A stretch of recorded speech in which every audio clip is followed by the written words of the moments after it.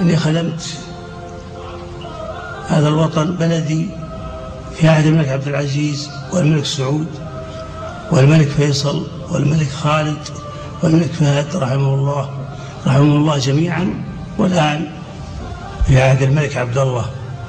ربنا يعطيه القوة والسداد والتوفيق إن شاء الله، ويعينه بأخيه صاحب السمو الملكي الأمير سلطان بن عبد العزيز. أقولها بكل وضوح وصراحة: نحن مستهدفون في عقيدتنا، نحن مستهدفون في وطننا.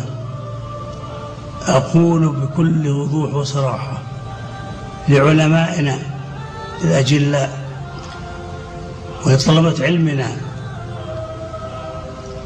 ولدعاتنا وللآمرين بالمعروف والناهين عن المنكر ولخطباء المساجد: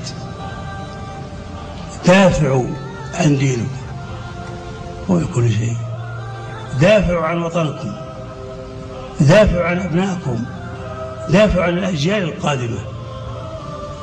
يجب أن نرى عمل إيجابي، ونستعمل كل وسائل العصر الحديثة في خدمة الإسلام، ونقول الحق ولا تأخذنا بالحق لومة لائم.